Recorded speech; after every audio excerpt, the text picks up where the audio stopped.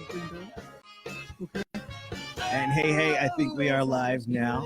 Everybody, thank you for your patience. It took us a few minutes to sort through everything. But welcome to the very first episode of Station 3 Stories, and I would like to welcome our very first guest, Commander Lewis Mcarthur. Thank you so much for joining us. Absolutely, Paul. It's my pleasure. I even took a photograph of my name up there with Facebook Live going on today, so I want to memorialize the fact that I was the first guest on this show that I know is going to be very, very successful. Oh, I appreciate it, and I appreciate you being our kind of guinea pig for the first episode. Sure. And to start the first episode and start the very process or journey that this show is going to be, I wanted to start at the beginning of the journey that was yours with the department, but sure. I guess even before that, with life. Tell us about Mr. Lewis Mcarthur. Sure, my God, what a great opportunity, right, to speak about myself. And who knows more about me than me? Well, I tell you, look, looking around, I've got a lot of memories of this police department. I frankly grew up here. But, going back to the origins of my life, so I was raised here in this city. I've been here all my life.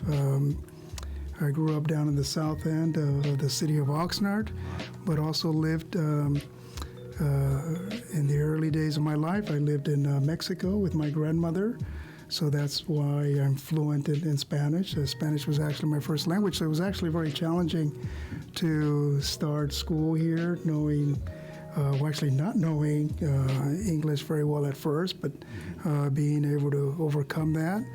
When I was in high school, I met remember back, well, I think they probably still do it, but you take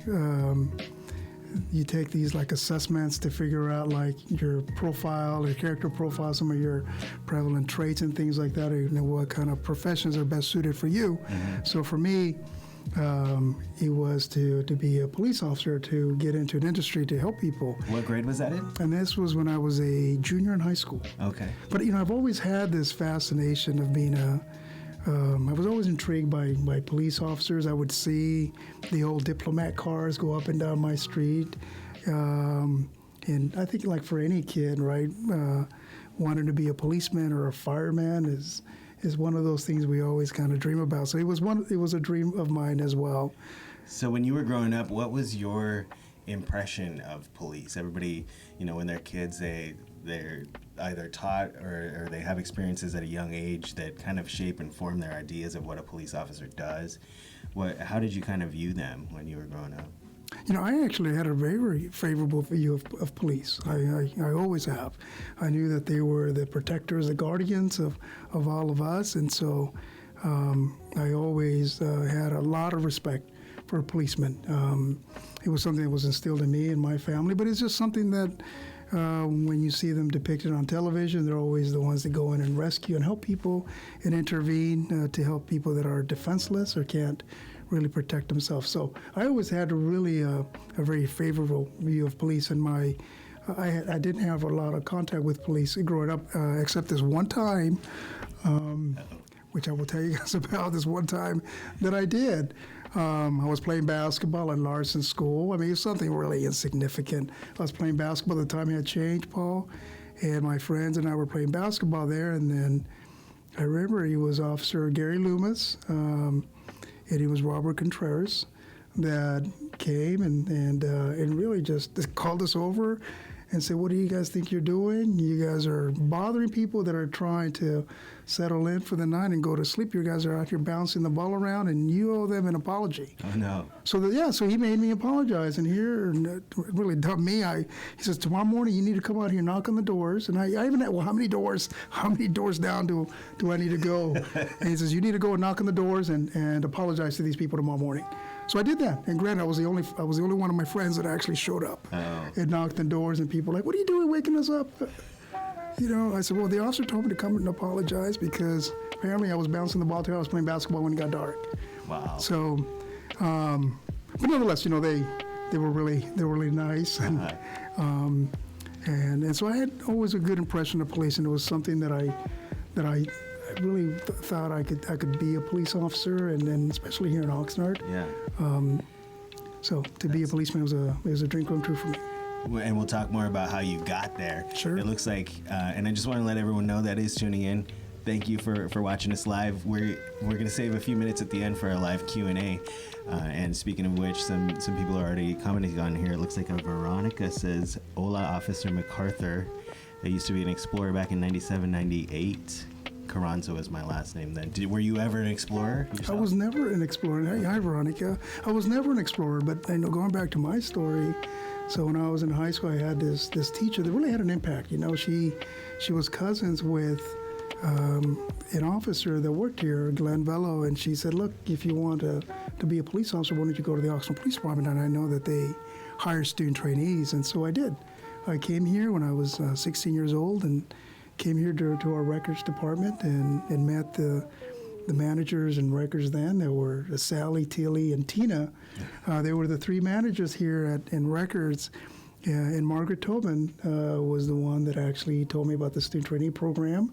Wow. And so I was fortunate enough to get a job here. I interviewed with the three of them, Tilly, Tina, and Sally, and I was given an opportunity to work here at the police department. So for me to show off to my friends that I was working at the police department, it was a great honor for me. And I worked in records. That's crazy. I worked. My first interview here was for a position in records, and Margaret Tobin was on the interview panel. Isn't that something? It was just a few years ago, but that's amazing. It really feels like, and I've been talking to several people around the station. It feels like this department really feels like a family, you know, as opposed to just a cold place to come to work and do your job. And I do see that on social media. A lot of people who used to work here are still in touch and keep in touch with us, and that's awesome.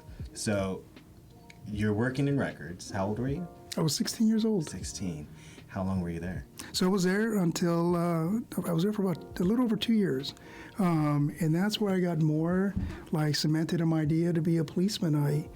I looked around and I was just fascinated with the work. I saw the interaction that happened at the counter when folks came in wanting to speak with officers, and I thought, God, it looked very challenging, it looked difficult. I would study the reports of the officers, and I approached Tina and I told her that if it was okay, I didn't want to do anything that was wrong. If it was okay to review police reports, and she said, yeah. And as a matter of fact, she actually singled out certain officers' reports that were very well written, and so I started reading reports. It looked challenging, but that's where I got my.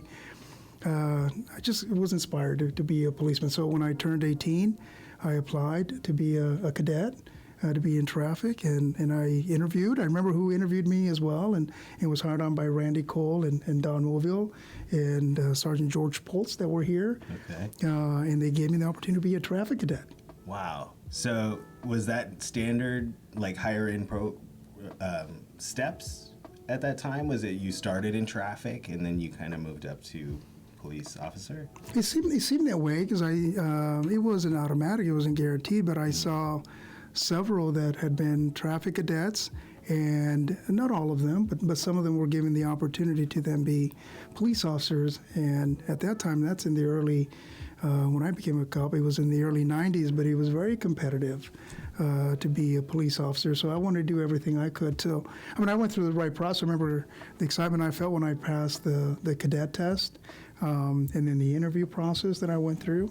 So it was very exciting to wear the blue uniform and be out there working alongside policemen and interacting with our community members and seeing really for the first time what police officers do. And that inspired me and motivated me that much more to be a policeman. And how long were you a cadet? So I was a cadet for about 3 years, and while I at the same time went to college. I went to Northridge. Then when Cal State Challenge opened up, I took courses there as well. And so I got my education and put in my application to be a police officer. And I wanted to work here. I know at the time the thought was, hey, look, you apply anywhere that they're testing and try to get hired because it was very competitive to get hired. So I did. I looked into the Los Angeles Police Department and went through their process. But my goal really was to work here in this in this city. I just had such a connection to it. And when I started off this interview talking about the police department here, I remember in high school, and right next door to your office where we're filming, he was the library. And so for me, this was always as soon as I finished my job there at Records, I would come up to the library, and I did the same thing when I was a cadet, and I would work on my school assignments, and there was a full library here. Wow. I didn't have a computer at home. I didn't have a typewriter. So I used the typewriter here at the station and to do all my homework and college papers. Wow. And things like that. So I really did grow up here. That's amazing. Yeah. And so what was training to be a police officer like at the time? So it was, so what I did to prepare myself, and I think aside from like going on some ride-alongs with officers trying to get prepared, I purposefully looked at some of the officers that had recently graduated from the academy to try to gain some insight as to what to expect. I heard he was ran like a boot camp, much like the military, the kind of training that they see. Mm. For the folks that enlisted to go into the military. So I didn't have a military background. But, fortunately for me, and I think for others that were very successful in the academy, was when I got hired, I want to say I went through the second pre-academy program that was implemented here at the police department. And it was ran by then Senior Officer Scott Hebert, and also by then Senior Officer Scott Whitney, who is now our police chief. So both of them ran the pre-academy. And boy, I had such a problem with laughing. I can't imagine you had a problem with. So I had a problem with laughing, and I would constantly drop to do push-ups because Chief Whitney would get on me for just anything that was said. I'd laugh. Not that I wasn't taking it serious. I just would just find things funny, and I would laugh, and so I would drop to do push-ups because I had to maintain a certain level of composure. So I would drop it. I think I dropped so much that I think that's what actually helped me get really in shape, because I ended up getting the physical fitness award in the police academy because I think I dropped so much before the academy even started. Right. They say you'll either get smarter or you'll get strong. Right, and I got it right. Got a little bit of both. How long was the police academy? It was, I want to say it was about 6 months. The pre-academy, I want to say it was probably 2-3 weeks, the pre-academy, and then from there we went on to the academy that was ran, it still is, by the Ventura County Sheriff's Department. It's a stress academy. So it was about 6 months, and after the 6-month academy, we had I went directly into the field training program. We had a very small post-academy, which now it's actually a lot longer than what we had back then, but it was very beneficial to teach us everything, just all the different programs here at the station, the way that Oxnard catalogs certain things, the way that the police department here manages its police procedures and things like that. So we learned that in the post-academy, and then from there went into the field training program. Wow. And how long were you in training for? So I was in training in the field training program for about, I want to say for about 4 or 5 months. It's how long the training program was. And I had some fantastic, we all talk about it in police work, that we remember the field training officers that we have, because you don't really consider it at the time that you're going through it, but they really have a tremendous impact on your life and in your career. For me, I had some phenomenal field training officers. I had Jim Jensen, who was my training officer. I had Bob Shank, who also was my training officers, and both of those guys, as well as I never forget riding with Commander Adair. He was one of my training officers as well. So all three of them really taught me a lot. Wow. And then really left a lot of impressions. And later I would work alongside with Jim Jensen for a number of years. Did you have, because my wife is a police officer, not with this department, but I remember when she was in training, she needed, it's a tough time in your life, right? Right. Did you have a closely knit support system at home? I did. I really was blessed that I had the support of family that helped me quite a bit, in the sense of, like, my mom used to really prepare my all the way through the academy. Help me with my lunches, with my breakfast. Then we'd carpool to the academy. I carpooled with Officer Masonis and Robin Whitney, Chief Whitney's brother, and another officer, Gary Zamboletti, who is no longer with our department. But we'd all carpool to the police academy. But I had my family was very supportive. But I thought it was one of the, at the time you don't realize how important some of these programs are. But like when I started, I don't know how recent it was, but the police department had instituted at the time where they ended up the trainees that were going to go into the academy, because a lot of them don't actually succeed in the police academy. I'm the first in my family to. I was the first in my family to go to college. The first one in my family to certainly get into a profession like this. So I didn't have anyone that I could lean on. But the police department here, I believe that because they invest so much in us to be successful, they created a support group, and so I was aligned with then Senior Officer Randy Cole, who was actually a mentor of mine, and so they aligned me with him. So if at any time during the academy or even in field training there was some difficulty or something, I could lean on him and ask him for some guidance, some direction, which I thought that program that was implemented still exists today. I thought that was phenomenal.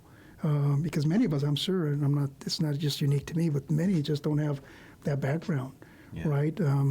Where, you see others, and it's good for them. You see others that their family members have been, were in law enforcement or just were that much more prepared to help.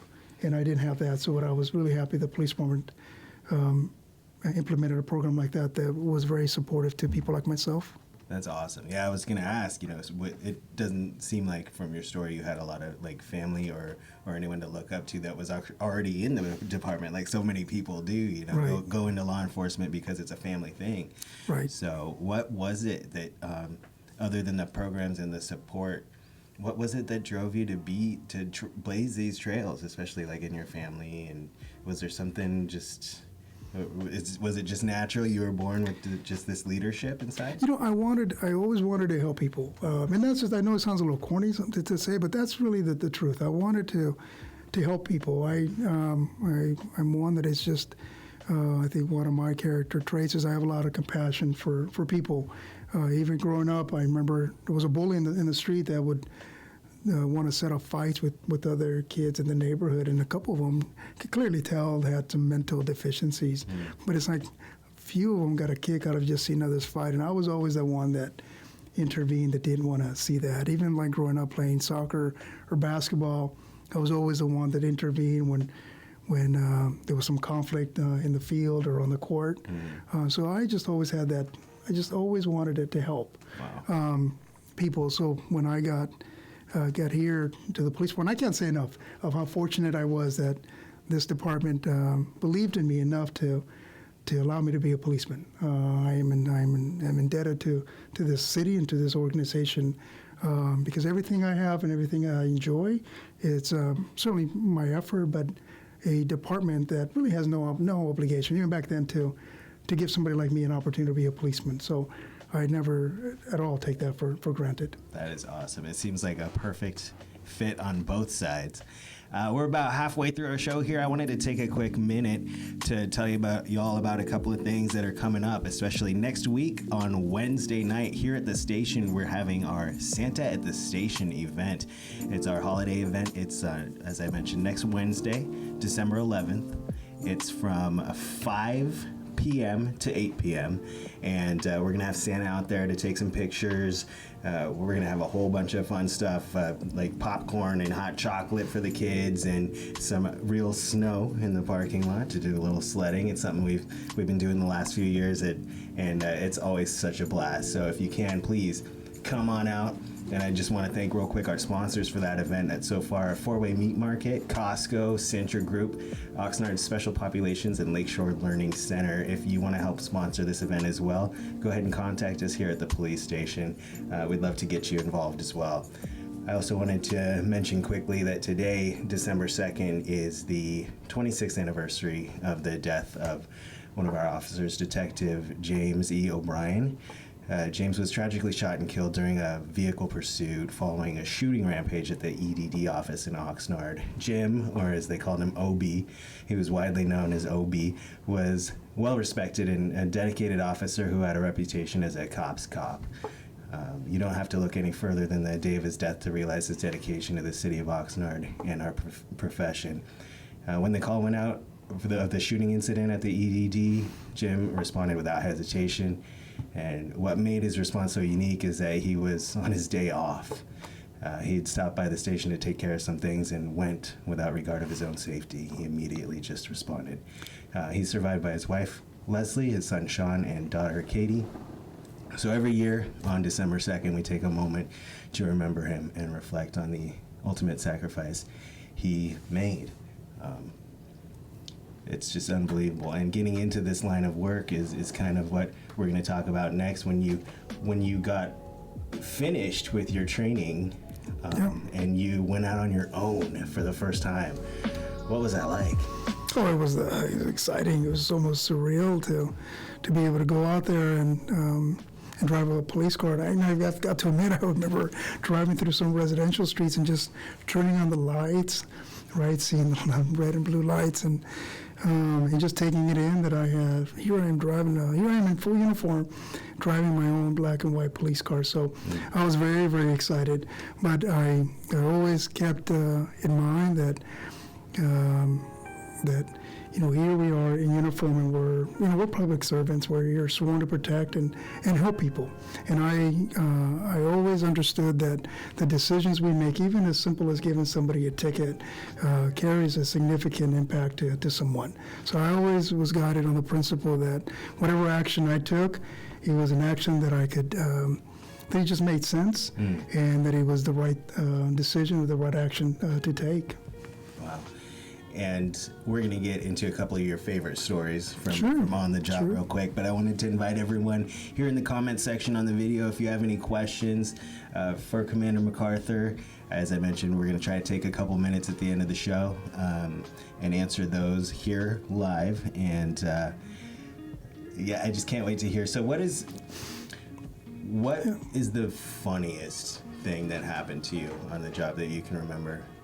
Actually, it's funny, but at the same time, it was scary for me. And but reflecting, it's a little comical. But I remember working most of my career in patrol. I worked in the Colonia area of our city.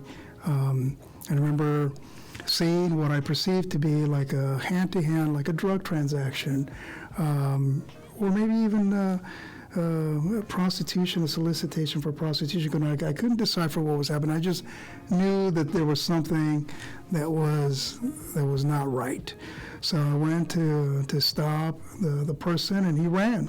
So I chased him, and he turned the corner on Roosevelt, and so I tackled him there. But in the process, I lost my radio, I lost my baton. So here we are, wrestling here. I'm trying to subdue him and get him controlled, right, so that I could handcuff him. And frankly, he was like overpowering me, and so it was exhausting. And at one point, I see this older man like peek out of his window, and eventually he looks out and sees us wrestling there. We had been wet and we're in the water, and so I instinctively asked him. I said, "Hey, can you call 911 and call for help? Call the police." And what he tells me, so he was like, "Well, why? You're already here." So that was his response. Instead of coming out and helping, instead of calling 911 because I don't have a radio, his response was, "Why should I call? You're already here." Oh no! And it seemed like, really, this is instead of helping, you're telling me I'm already here. So now reflecting on it, it's funny to think that that's what he said. People get a kick out of that, but it all worked out. I think we both tired out, but I think again, all the push-ups that Abraham and Whitney made me do back then, I think helped me because I was able to, I could show off a little bit, right, overpower him and take control of that situation. Wow, that has to. But how helpless does it feel when you're wrestling with someone, asking someone to call the police? Yeah, they don't call, right? They're like, "You're already here. Which way should I call?" These are the situations that sometimes I know that. and I get now. I mean, this job, you're gonna get hurt. Like in this job, my elbow or my left elbow was broken during a struggle and during a domestic violence case. A man broke my left elbow. In another foot chase, I ended up breaking my ankle. So there is the probability of becoming injured in this job, but the majority of the time, the people that we're dealing with, granted, we're dealing with them sometimes in the worst day, right, in the worst circumstances. But we can't lose sight of the fact that the majority of people are good people in the city that are law-abiding. But we just deal with that small percentage of our population that are committing crimes, and they certainly don't want to get arrested, and it's our job to arrest them. And that's another reason I think most of us sign up for, is to help people, but also to arrest people, to take those people to jail that need to go to jail. Mm-hmm. But also when you, even the bad or people that are committing crimes, that's also an opportunity, because sometimes, you don't look too far and you see that contributing factors as to why a person goes in that direction. But that's even an opportunity for us in police work to establish a good relationship, even with that person that just committed a crime, for a number of reasons, because you can really have an impact on them as well, by guiding them or reinforcing perhaps what a parent has always told them, or reinforcing something that a teacher has told them. When you hear that saying that it takes a community or village to raise a child, well, I think we're part of that, and certainly when we see them doing something wrong, that's an opportunity to try to counsel, to try to guide, and then checking in on them as well, depending on the crime. If it's something minor, then oftentimes, as soon as they're out of jail, that's an opportunity. I always take that opportunity to go back and knock on their door and then check on them, see how they're doing. Wow, that's awesome. What is the most intense thing that you experienced on the job? Or I'm sure there are a ton of moments, but which one sticks out in your mind the most? Well, there's a number of cases that stick out. One of them that comes to mind is I remember working with Jim Jensen, and I know you mentioned Officer O'Brien that lost his life on precisely today. Jim Jensen tragically also was killed in the line of duty, but I remember I was working alongside of him, and we were at Pleasant Valley Road and Rose Avenue, and I was driving, and Jim Jensen was sitting in the right front passenger seat, and I was driving west on Pleasant Valley Road. I came upon the red light at Rose Avenue, and this man, I see him running, and he comes running to the police car. He comes running to where Jim is seated, and starts shouting in Spanish that he starts going like this, that this guy pointing down the street, that he has a big gun, and that he just tried to rob him. And I can see he's got a big backpack on. He said that he was just walking home from taking night classes at Oxnard College. And he's pointing, and I could see, I'm fluent in Spanish, so as he's pointing and telling us all this, Jim's like, what is he saying? What is he saying? And I said, well, he's saying that he just got somebody just tried to rob him with a big gun. He's describing like a rifle or shot, something, and he's pointing. I could see a guy on a bicycle pedaling west on Pleasant Valley Road on the south side of the street towards a mobile home park that's there, and he's pedaling, and that's what he's pointing to. So I sped and told Jim, look, that's where there he is right there. And so Jim saw him, and so I turned the lights on, went on the wrong side of the street, turned the lights on, and the guy turned around and he stopped and he got off his bicycle. And so Jim and I both got out of the car, and we pointed our guns at him and started giving him commands to show us his hands. And so his back was to us, and he's turning, looking over at us, but he's not turning his body, he's just looking back at us. And then he reached in and he pulls out a shotgun. He pulls it out, so I see it as clear as day, and I look over at the corner of my eye. I didn't want to take my eyes off the man, but I look over at the corner of my eye and I can see Jim. We're trying to keep our finger off the trigger, sure, right? And until we're certain that we need to put our finger in the trigger to potentially shoot to stop a threat or something. And so I see that Jim has his finger off the trigger, and he's actually he's starting to press the trigger. And I'm like, oh my God. And everything seemed like everyone reports, right? That things slow down. Slow down, yeah. And so I started giving him commands in Spanish and in English for him to drop the gun. Mm-hmm. And it seemed like it's taken an awfully long time. And then at that point, I put my finger in the trigger as well, start pulling it, thinking, God, if he just turns around and points that shotgun at us to try to shoot us with it, we have to try to beat him to the shot. And that was a very intense moment, because I certainly didn't want to hurt anybody, right? We're here to protect people. So I was ordering him, yelling at him to put the gun down, to not provoke us to shoot him. And so he did.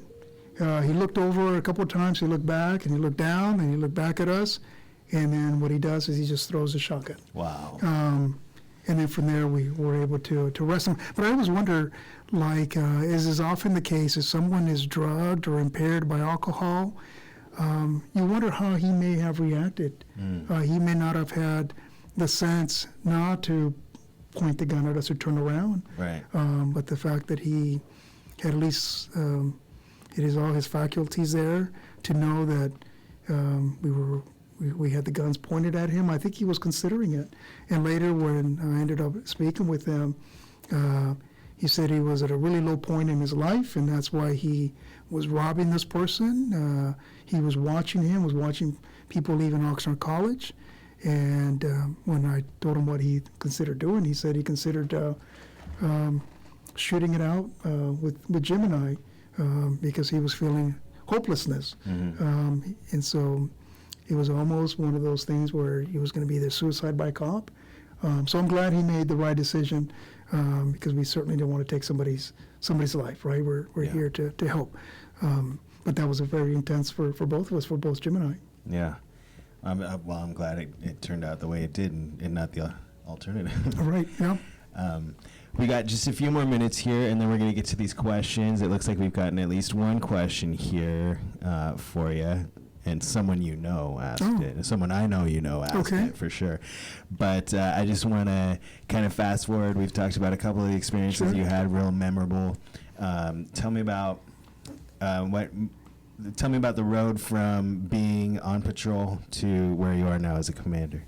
So I really enjoyed working patrol, and I think that's what most of us that sign up to be policemen see ourselves doing is working a black and white police car. Sure. I always had, one of the things that I found myself doing quite often is many officers do, is we respond to incorrigible juveniles or teens that are just out of control sometimes, that are just making bad decisions at school and then eventually leads into delinquency where they're committing crimes. If you saw the news release that I sent out today, a 15-year-old was arrested for, it's alleged that she participated in a carjacking and a kidnapping.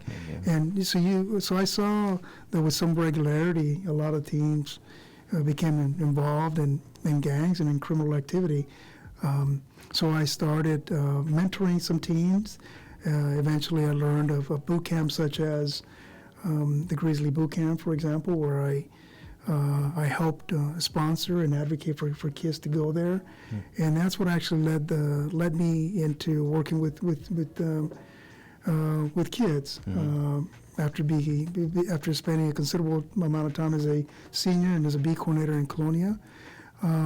From there, I went into the Police Athletic League, where while I was there, what I did is I remember there was a group of kids which we were always getting calls about when I was working in Colonia. They were always playing soccer and hitting the back of the 1500 building there at the Housing Authority. And so I got the idea to put together a soccer team. And so I didn't have enough kids to put together a soccer team. And so at that time, too, I was doing Spanish radio shows. So I asked if there was any kids that were interested and parents that were having difficulty with kids and wanted to engage them with our police department. and that I was forming a soccer team, and so I put together a soccer team. Granted, we got killed at every match, right? We were losing like 15-0. But it was, I enjoyed it quite a bit. The parents enjoyed it quite a bit, and I saw the benefits of being like a personal officer to a lot of these parents who, I saw a lot of the kids that came from there came from dysfunctional homes, or but parents, you know, they wanted the best for their kids, just like any of us do. Sure. And oftentimes they couldn't afford, or just didn't know how to involve their kids, and so the fact that here's a policeman trying to engage with their kids, and put them in a place where I could coach them and direct them and guide them, and that gained a lot of validity. So when I was at the Police Athletic League, what I did is I started like an intramural program where I created soccer teams, and then from there it grew to the point where it's incredible how big the program grew. There were some local leagues that were playing, but then heard of us. I created about 30 teams, and from there I got others to come in, to the point where on weekends, Paul, we had easily 10,000 people. That includes the players, the coaches, family members, coming out to watch their kids play soccer. So we got so big, probably too big, that it was really very difficult to manage. But nonetheless, it was a fantastic program that engaged a lot of kids. You can even find, if you go to YouTube, we had a parade at the start of the tournament, and we have thousands of people that marched from the Police Activities League all the way down to Fremont, where we had an event there, and a small little festival. But that was an opportunity that I saw to really I saw a need, I created it, and just to engage with kids, with parents, and it was something that they learned about the police department, but it was an opportunity for us to get kids doing something healthy under the guidance and direction and supervision of a police officer. And how I'm sure it's not a coincidence how it's like one of your earliest experiences with the police was playing sport. You know, right. You're playing sports, right. and then you create this down the line. That's pretty awesome. So that helped you move up into like the rank, or at least the consideration for a promotion for sergeant. And right. You know, and I was never in the fast track to promote. Patrol. I liked it. I really enjoyed, and I still do. I enjoy engaging, and I enjoy the field activity. I saw the opportunity to come in and work in detectives, and so I was fortunate enough that Commander Giles, back then she was a sergeant, selected me to be a detective in the sexual assault unit. And so that's what I did for a number of years. I was a detective in there, investigated child homicides, investigated child molestation cases, some very profile cases. But again, it allowed me the opportunity to intervene on behalf of the most helpless, right? And being young people, or elderly people that were being abused, because we investigated those type of cases as well. People that just could not protect themselves or defend themselves. I enjoyed that assignment very much because it gave me the opportunity to really just intervene on behalf of victims, and those perpetrators will then take them to jail for the crimes that they were inflicting on helpless people. Yeah. That's and how long were you a sergeant before you? So then from there, I was a sergeant for a short amount of time. I was a sergeant for just over 2 years, and then the opportunity to become a commander presented itself. And again, I was never on the fast track, but then I wanted to have an opportunity to participate in that process. I saw the impact that commanders have in the membership here, because that's what you do as a manager. You manage people. Yeah. And I wanted to have a seat at the table. I really did, and that's what I enjoyed the most about being a commander, is having a seat at the table and being able to express my thoughts, my ideas, and having them considered by our police chief and our assistant police chiefs. And so when new ideas are presented by others as well, being able to gauge those ideas and having some level of influence. So to me, that's very important. That's something I'm enjoying quite a bit, because I feel that you take care of people, you take care of the people that work here, because happy people are productive people. And so we want to create an agency where people feel happy to come to work, right? And that's my job to do, is to make sure now as a commander that people are happy here, that they're enjoying their jobs, that they have the tools to do their jobs well, and also to impart some of the knowledge, some of the experience that I have in being a police officer for the last 24 years here, and to share that with officers, and to try to also influence them that we are not to forget that we truly are public servants, and we're here to help people, and that we should always be guided by the principle of always trying to do the right thing for people, to always treat people the way that you would like to be treated, to provide a level of service that you would like to see your own family members receive by a police department. Yeah. Well, you got your seat at the table, and you have your seat at my table. Thank so you. Thank you so much. Yes, so I'm setting right. I'm going to set the standard here. You've been our guinea pig, and you, what better guinea pig to have here in our first trial run. Thank you for joining us. We got a couple of questions here before we go, because we did promise a live Q&A. Now, I don't know if she's setting you up for this one, but Sharon would like to know, what was your nickname? Did you have one?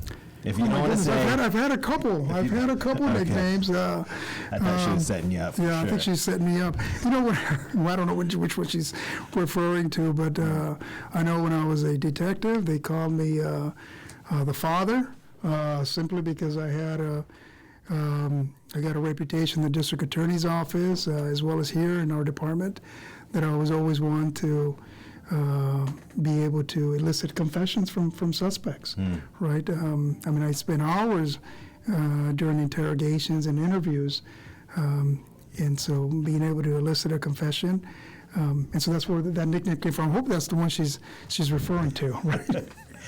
Well, whether it is or it isn't, that's the one we're talking about live here on Facebook. Right. And the other question we have here, it looks like, is the last one so far, and it is, what would you say to a teenager who is considering a career in either law enforcement or the military?